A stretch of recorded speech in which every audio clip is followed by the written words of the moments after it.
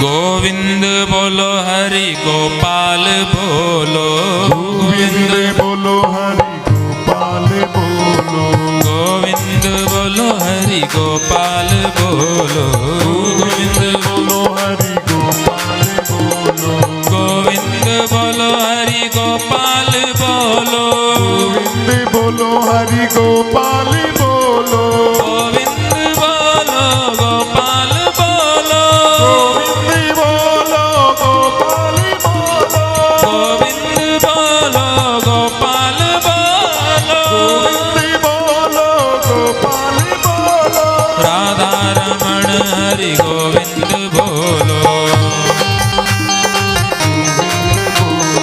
गोविंद बोलो हरि गोपाल बोलो, गोविंद बोलो हरि गोपाल बोलो, गोविंद बोलो हरि गोपाल बोलो, गोविंद बोलो हरि गोपाल बोलो, गोविंद बोलो हरि गोपाल बोलो, गोविंद बोलो हरि गोपाल बोलो, राधा रमण हरि श्री कृष्ण बोलो, राधा रमण हरि श्री कृष्ण बोलो, राधा रमण हरि श्री कृष्ण बोलो, राधा रमण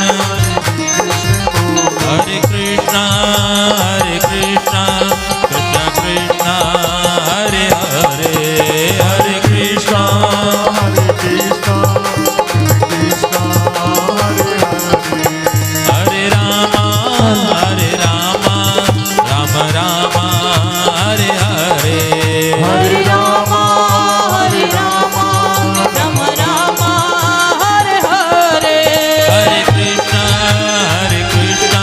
कृष्ण कृष्ण हरे हरे, हरे कृष्णा कृष्ण कृष्ण हरे हरे, हरे राम राम हरे हरे, हरे राम राम हरे हरे, हरे कृष्णा कृष्ण कृष्ण ताली की सेवा करते हुए हरे कृष्णा कृष्ण कृष्ण हरे हरे, हरे कृष्णा कृष्ण कृष्ण हरे हरे, हरे कृष्णा कृष्ण कृष्ण हरे हरे, हरे राम हरे राम हरे राम हरे हरे, हरे कृष्णा कृष्ण कृष्ण हरे हरे, हरे राम राम राम हरे हरे, हरे कृष्णा कृष्ण हरे हरे, हरे कृष्णा कृष्ण कृष्ण हरे हरे, हरे राम हरे हरे, हरे कृष्णा कृष्ण हरे हरे, हरे कृष्णा हरे हरे, हरे कृष्णा हरे हरे, हरे कृष्णा हरे हरे।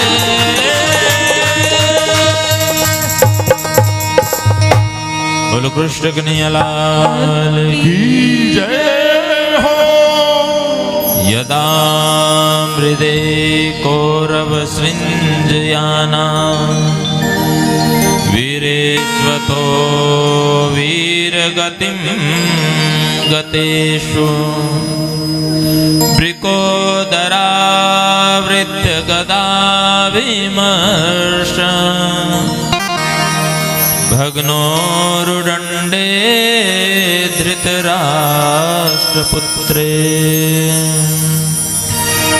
भग्नोरुदण्डे धृतराष्ट्रपुत्रे।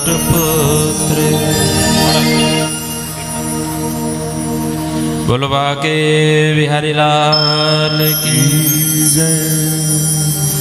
प्यारे भक्तजनों, महाराज परीक्षित ने इस कथा को निर्जला व्रत धारण करके 7 दिन तक लगातार इस कथा को सुना। एक राजा होते हुए, चक्रवर्ती सम्राट होते हुए भी निष्ठाबंध एक आसन में बैठ करके उन्होंने कथा क्यों सुनी? देखिए, जब हम बीमार होते हैं ना, तब हमें डॉक्टर की याद आती है। और जब बोलते हैं कि डॉक्टर तो भगवान के समान होते हैं, और जब ठीक हो जाएंगे और तब दिखता है कि अरे डॉक्टर ने तो बहुत पैसा ले लिया।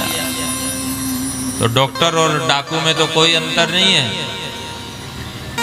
डॉक्टर भी चाकू चलाता है और डाकू भी चाकू चलाते हैं, लेकिन हम अपने स्वार्थ से आवश्यकता के अनुसार ही भगवान बोलेंगे।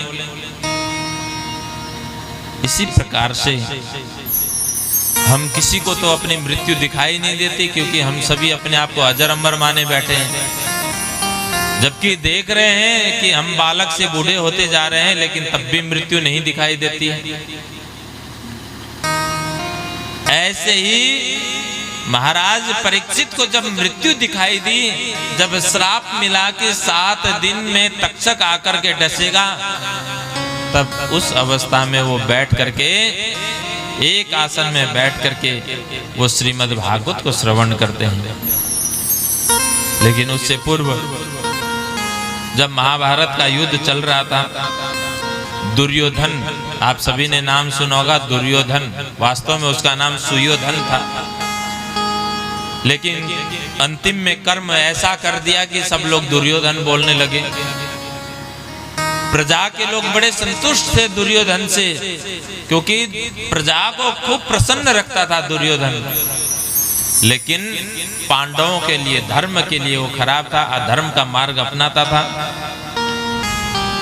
जब महाभारत के अंतिम दिन यानी 18वें दिन भीमसेन ने जब दुर्योधन का गदा से उसका जांघा तोड़ दिया, लाखों चील गिद्ध मंडरा रहे हैं आकाश पर, मन में आता है उत्सव पर जाकर के बैठ करके नोच नोच करके मांस खाया करते हैं। अब दुर्योधन के ऊपर भी टूट पड़े हजारों गिद्ध, वो बेचारा भगा भगा करके परेशान हो गया, थक गया। ये दृश्य द्रोणाचार्य के पुत्र अश्वत्थामा ने देखा, उससे रहा नहीं गया और आया, बोला मित्र, मैंने तुम्हारा नमक खाया है, तुम्हारी कोई आखिरी इच्छा है, अंतिम इच्छा है तो बताओ, मैं अवश्य पूरी करने की कोशिश करूंगा। दुर्योधन ने कहा, मुझे और कोई चिंता नहीं है, मैं मर रहा हूं, उसका मुझे कोई दुख नहीं। दुख एक बात का है, हम 100 भाई थे लेकिन आज एक भी नहीं है। पांडव 5 भाई थे, उनका एक का भी बाल बाका नहीं हुआ। होता कैसे, जाको राखे साइया, मार सके ना कोई, बाल न बाका कर सके सब जगह बैरी। तो कैसे बाल बाका होता? तो यदि तुम किसी एक का भी सिर ला दो तो मैं आराम से अपने प्राण त्याग दूंगा। अश्वत्थामा चल पड़ा, मार्ग में विचार करने लगा, मैं अपने मित्र को वचन तो दे करके आया हूं, लेकिन किस प्रकार से मैं मारूंगा? अरे युद्ध में जब बड़े बड़े कर्ण, भीष्म पितामह, द्रोणाचार्य, कृपाचार्य जैसे और दुर्योधन जैसे ये 100 भाई इतने वीर थे, हम लोग सब मिल करके कुछ न कर सके उन पांडवों का, मैं अकेला भला क्या कर लूंगा? फिर भी काक उल्लू की नीति अपनाई। काक उल्लू की नीति मैंने दिन के समय उल्लू को दिखाई नहीं देता तो कौवे हैं वो हमला करते हैं उस पर, और रात्रि में कौओं को दिखाई नहीं देता फिर उल्लू बदला लेते हैं। तो अभी रात्रि में सब पांडव थक करके सो गए होंगे, तो चुपके से जाता हूँ, सिर काट के ले आऊंगा। लेकिन भगवान तो तन की जाने, मन की जाने, जाने दिल की चोरी। उस साहेब से क्या छिपा है जिसके हाथ में डोरी? वो तो सब जानते थे, वो तो अंतर्यामी है। अश्वत्थामा के भाव को समझ गए और उन्होंने पांडवों से कहा कि पांडवों, आज विजय की अंतिम रात्रि है और फिर तो हस्तिनापुर इंद्रप्रस्थ प्रस्थान कर जाएंगे। आज चलो उत्सव करते हैं, खुशियां मनाते हैं विजय होने के नाम की। तो पांडवों को लेकर के भगवान चल पड़े। अब इधर पांडवों के जो पुत्र थे, जो दिखने में उनके जैसे ही दिखाई देते थे, तो उन्होंने मना कर दिया, नहीं हम तो थके हुए, हम तो सोएंगे। तो अपने अपने पिता के बिस्तर पर सो गए। चुपके से अश्वत्थामा आया और 5 पुत्रों का सिर काट करके ले गया। दुर्योधन को ले जा करके दिखाया। दुर्योधन ने कहा इसमें जो सबसे बड़ा सिर है संभवतः वो भीमसेन का सिर होगा, तो वो सिर मुझे दे दो। और जैसे अश्वत्थामा ने सबसे बड़ा सिर दिया, कच्चे घड़े की तरह उस सिर को तोड़ दिया, मसल दिया। अब इतनी आसानी से जब वो सिर टूटा तो अब दुर्योधन फूट फूट करके रोने लगा। बोला मित्र तुम क्यों रो रहे हो?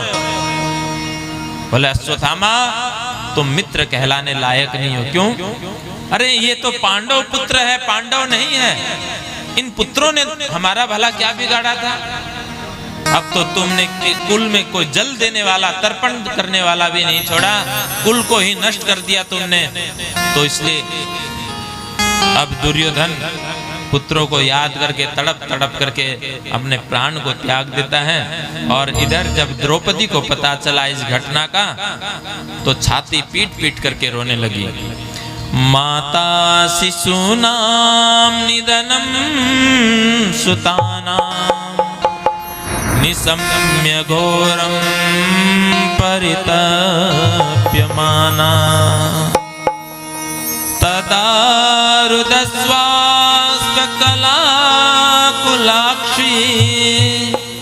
तां सान्त्वयायन्नः किरीटमाले। द्रौपदी की इस व्यथा को देख करके अर्जुन ने गांडीव उठा ली और क्रोध में आंखें लाल हो गई और प्रतिज्ञा कर डाली, जिसने भी ये कुकृत्य किया है मैं उसे छोड़ूंगा नहीं, इस गांडीव से उसे सजा अवश्य दूंगा। भीमसेन ने भी अपने गदा को संभाल लिया और भगवान श्री कृष्ण को साथ में लेकर के और अर्जुन चल पड़ा। अश्वत्थामा को बाल से पकड़ करके घसीटते हुए शिविर में लेकर के आए और जैसे ही द्रौपदी ने देखा मुच्यता मुच्यता में साम ब्राह्मणो नितराम गुरु सरहस्यो धनुर्वेद सविसर्गोपसंयमः। मुच्यताम मुच्यताम, अरे छोड़ दो अर्जुन छोड़ दो। ये गुरुपुत्र है और ब्राह्मण भी है। गुरुपुत्र अवध्य होता है, ब्राह्मण अवध्य होता है। हे देवी ये माफ करने के लायक नहीं है। तुम्हारे 5 पुत्रों की इसने हत्या की है। अरे अर्जुन सरहस्यो धनुर्वेद सविसर्गोपसंयमः, भूल गए? ये तुम्हारे गुरु का पुत्र है। गुरुपुत्र गुरु के समान ही वंदनीय होता है। हे स्वामी गुरु ने तो तुम्हारे ऊपर वो कृपा की है जो शिक्षा अपने पुत्र को नहीं दिया, अपनी सारी शिक्षा तुम्हें दे दी। गुरुओं पर दोष लगाया जाता है, ब्राह्मणों पर दोष लगाया जाता है, लेकिन ब्राह्मणों का ये परंपरा था पहले कि वो योग्यता देखते थे, अपने पुत्रों को नहीं देखते थे, वंशवाद नहीं देखते थे, वो जातिवाद नहीं देखते थे, वो योग्यता देखते थे। वो शिक्षा ग्रहण करने की योग्यता अपने पुत्र में नहीं थी, वो संयम रखने की योग्यता अपने पुत्र में नहीं थी। वो योग्यता अर्जुन में देख करके अपनी सारी शिक्षा गुरु द्रोणाचार्य ने अर्जुन को दे दी, अपने पुत्र को सारी शिक्षा नहीं दी। ये क्रोध में आकर के कुछ भी कर सकता है, लेकिन अर्जुन संयमी है और अर्जुन ने तो ये प्रतिज्ञा भी की थी कि इस महाभारत के युद्ध में मैं अस्त्र शस्त्र का प्रयोग नहीं करूंगा, साधारण अस्त्र और साधारण तीर के द्वारा ही युद्ध करूंगा। नहीं तो देखिए दूसरे पता नहीं किस किस को सूरवीर कहते हैं, लेकिन अर्जुन जैसा बलशाली कोई भी नहीं था। उसका क्या कारण है कि अर्जुन के रथ के ऊपर सबसे बलशाली हनुमान जी महाराज विराजमान है उसकी रक्षा करने के लिए, और हनुमान जी को वरदान है कोई अस्त्र शस्त्र उनका बाल बांका नहीं कर सकता, और पूर्ण ब्रह्म परमात्मा श्री कृष्ण स्वयं उसके सारथी हैं। और युद्ध पराक्रम में भी धनुर्धर है अर्जुन। और इसके साथ साथ भगवान शंकर को भी जिसने युद्ध में संतुष्ट किया और भगवान ने अपना अमोघ पाशुपात्य अस्त्र अर्जुन को दिया था, ऐसे ही नारायण अस्त्र जिससे बड़ा कोई अस्त्र नहीं, ऐसा अस्त्र अर्जुन के पास है। वो चाहता 3 तीर नहीं, एक ही तीर में, एक ही संकल्प में सभी को खत्म कर सकता था, लेकिन अर्जुन ने ऐसी प्रतिज्ञा की थी कि मैं साधारण तीर से ही, साधारण अस्त्र से ही युद्ध करूंगा, नहीं तो एक तीर में 3 तीर की आवश्यकता नहीं पड़ती। यदि वो पाशुपात अस्त्र भी चला देता तो एक अस्त्र में ही सारे सबका सफाया हो जाता। ये पूरे ब्रह्मांड को एक अस्त्र में ही नष्ट करने की सामर्थ्य थी अर्जुन में, लेकिन वो संयमी है, इसलिए गुरु द्रोणाचार्य ने अर्जुन को अपनी सारी शिक्षा दे दी, अपने पुत्र को नहीं दिया। इसलिए पहले पुत्रवाद नहीं होता था, योग्यता देखी जाती थी, शिष्य देखा जाता था। तो इसी प्रकार से हमारे आद्य सदगुरु धनी श्री देवचंद्र जी महाराज ने अपने पुत्र बिहारी जी को गद्दी नहीं सौंपी, अपने मठ का उनको नहीं सौंपा, उन्होंने अपने शिष्य को गादी दी, धर्म प्रचार का दायित्व अपने शिष्य को दिया, पुत्र को नहीं दिया। इसलिए पहले के समय में ये पुत्रवाद नहीं देखा जाता था, योग्यता देखी जाती थी। तो इसलिए द्रौपदी ने कहा कि ये उस गुरु का पुत्र है जिन्होंने सब कुछ आपको दे दिया, और आप उसी गुरु पुत्र को मारने की बात कह रहे हैं। और स्वामी, यदि मेरे पुत्र मर गए कोई बात नहीं है, मुझे आप लोगों का तो साथ है, लेकिन यदि इसको आप मार देंगे तो इसकी माता जो कृपी है उस पर क्या बीतेगी? जो पुत्र वियोग का, पुत्र मृत्यु का जो दुख मैं सहन कर रही हूं, और वो कष्ट क्या इसकी माता को सहन नहीं करना पड़ेगा? ये थी द्रौपदी, जो जिसने उसके पुत्र की हत्या कर दी, तो उसके लिए भी कह रही है कि छोड़ दो इसे, छोड़ दो। अब धर्म संकट उपस्थित हो गया। अर्जुन कह रहे हैं कि मैं क्षत्रिय हूं, मैंने प्रतिज्ञा कर रखी है, और इधर भीमसेन कहते हैं कि प्रतिज्ञा तो मैंने भी की है, अर्जुन भले ही तुम छोड़ दो, लेकिन मैं इस दुष्ट को कभी भी नहीं छोड़ूंगा। अब धर्म संकट हो गया। द्रौपदी जी का पक्ष ले रहे हैं युधिष्ठिर महाराज। द्रौपदी और युधिष्ठिर जी एक तरफ, और एक तरफ अर्जुन और भीम। अर्जुन भीम कहते हैं हम नहीं छोड़ेंगे। महाराज युधिष्ठिर धर्मात्मा है, वो अनुमोदन कर रहे हैं द्रौपदी के वचनों का, छोड़ दो इसे, कोई बात नहीं, छोड़ दो। लेकिन हमारी प्रतिज्ञा का क्या होगा? क्षत्रियों का एक धर्म था ये, पहले प्राण जाए पर वचन न जाए, जो वचन दे दिया उस पर खरा उतरा करते थे। लेकिन आज के समय में वो बात है नहीं, इसलिए वो क्षत्रियों जैसा शूरवीरता भी अब नष्ट होता चला गया, क्योंकि सब वचन के ऊपर था। अर्जुन और भीम एक पक्ष में हो गए, युधिष्ठिर जी और द्रौपदी जी एक पक्ष में हो गए। अब क्या करें? तो अब भगवान की याद आई। जब भी बीच मझधार में फंसते हैं तो भगवान को ही याद करते हैं। तो भगवान के पास गए।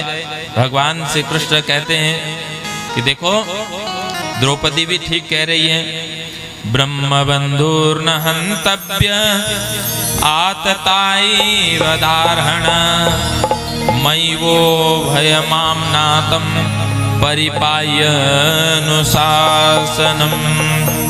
अर्जुन, द्रौपदी ठीक कह रही है। एक तो ये गुरुपुत्र है, दूसरा ब्राह्मण है। ब्राह्मण कितना भी पतित हो, अधम हो, न हंतव्य, उसका वध नहीं करना चाहिए, वो मारने योग्य नहीं होता।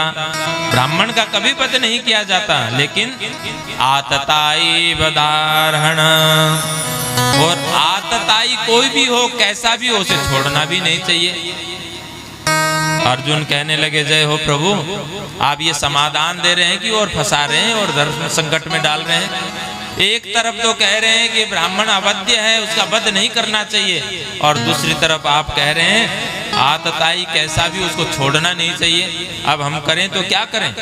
बोले तुम सोचो, तुम क्षत्रिय हो, तुमने प्रतिज्ञा की है, तुम्हारा प्रण भी व्यर्थ न जाए और ब्राह्मण का वध भी न हो, ऐसा कार्य करो। तो बहुत सोच विचार करने के बाद अर्जुन के बात समझ में नहीं आए। अर्जुन समझ गए कि ये टेढ़ी टांग वाला है, ये कृष्ण कन्हैया बड़ा टेढ़ा है। टेढ़ी सीधी बात करना कभी इन्होंने सिखाया ही नहीं है। किसी भी प्रश्नों का उत्तर हमेशा टेढ़ा मेढ़ा ही देते हैं। लेकिन मैं भी इन्हीं का शिष्य हूं। महाभारत के युद्ध में गीताजी जैसा ज्ञान इनसे प्राप्त किया है। तो खूब विचार करने के बाद में भगवान ने कहा, वपनम द्रविणादानम स्थानान् निर्यापणम तथा एष हि ब्रह्म बंधूनां बंधुनान्योस्ति देहिकम। बोला वधो नान्योस्ति देहिकम, ब्राह्मण का देहिक वध नहीं करना चाहिए। भगवान ने कहा ब्राह्मण का देहिक वध मत करो, इसको अपमानित कर दो, कुरूप कर दो, इसका अपमान कर दो, धक्का मार के शिविर से बाहर निकाल दो। यदि आप देहिक वध करोगे तो एक बार में ही मर जाएगा, लेकिन जो आप अपमान करोगे तो जिंदगी भर याद करेगा और उतनी ही मौत मरेगा। जो सम्मान्य व्यक्ति हैं वो अपने अपमान को कभी भी नहीं भूलते हैं, इसलिए इनका अपमान कर दो तो ये मृतक के समान हो जाएगा। अब भीमसेन ने आगे बढ़ करके जो माथे में मणि थी, मणि को निकाल लिया और आधा मुंडन करके 5 चोटी करके शिविर से धक्का मार करके निकाल दिया।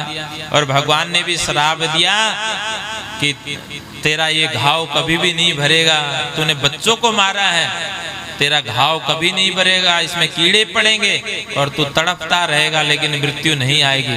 तो भीख मांगेगा मृत्यु की लेकिन मृत्यु नहीं आएगी। तो इस प्रकार से भगवान ने भी श्राप दिया। और जैसे वो शिविर से बाहर निकला, अपने अपमान को वो सहन न कर सका और ब्रह्मास्त्र का आह्वान किया और ब्रह्मास्त्र को आदेश दिया कि हे ब्रह्मास्त्र, इनके कुल को ही नष्ट कर दो। अब इधर अर्जुन का पुत्र अभिमन्यु की पत्नी उत्तरा गर्भवती है, गर्भ में पुत्र है। और जब ब्रह्मास्त्र उत्तरा की तरफ आगे बढ़ा, गर्भ की तरफ आगे बढ़ा, तो भगवान द्वारिका जाने की तैयारी कर रहे हैं। भगवान का एक चरण रथ के ऊपर है, दूसरा भूमि में है, एक हाथ से रथ को पकड़ रखा है। और जैसे ही रथ पर चढ़ने की कोशिश कर रहे हैं तो इतने में ही एक अबला चिकती चिल्लाती हुई बाल विधवा दौड़ करके आई और चरणों से लिपट कर चिल्लाने लगी, पाहि पाहि महायोगिन देव देव जगतपते नान्यं त्वद भयं पश्ये यत्र मृत्यु परस्परम यत्र मृत्यु परस्परम। पाहि माम, प्रभु रक्षा करो, रक्षा करो। जब बड़े ध्यान से देखा भगवान ने, अरे ये तो अभिमन्यु पत्नी है, पांडवों की कुल वधू है। उठाया और पूछा, सारी बात बताई उत्तरा ने कि एक ये दिव्य अस्त्र मेरे गर्भ को जला रहा है, प्रभु रक्षा करो। भगवान ने उसी समय अंगूठे के समान रूप धारण किया और उत्तरा के गर्भ में प्रवेश कर जाते। बोलो भक्त और भगवान की। उत्तरा के गर्भ में प्रवेश कर गए भगवान। धन्य ये भारत की माँ। भक्तों को तो अनेक माताओं ने जन्म दिया, वीरों को अनेक माताओं ने जन्म दिया, शराबियों को, नशेड़ियों को अनेक माताओं ने जन्म दिया, लेकिन धन्य ये पहली धरती की, इस विश्व ब्रह्मांड की माँ, जिनके गर्भ में आज भक्त और भगवान दोनों हैं। बोलो भक्त और भगवान की जय। ये सौभाग्य उत्तरा को ही प्राप्त हुआ, इसलिए पाहि पाहि महायोगिन। भगवान ने तुरंत क्यों रक्षा की? कहते हैं कि देखो, जब द्रौपदी का चीरहरण हो रहा था द्रौपदी को ये अभिमान था, अरे मेरे 5 बलवान पति है जिससे देवता भी थर-थर कांपते हैं, ऐसे मेरे 5 पति के सामने मेरा कौन क्या बिगाड़ देगा, मेरा कौन चिरहरण कर सकता है। लेकिन जब पांडवों की तरफ देखा तो पांडव बेचारे लज्जित थे, मुंह लटका करके बैठे थे। भीष्म पितामह के तरफ देखा तो भीष्म पितामह भी कुछ नहीं बोले, द्रोणाचार्य भी कुछ नहीं बोले, धृतराष्ट्र वैसे ही अंधे थे। तो जब देखा कि अब तो कोई रक्षा करने वाला नहीं है, तब भगवान को पुकारा।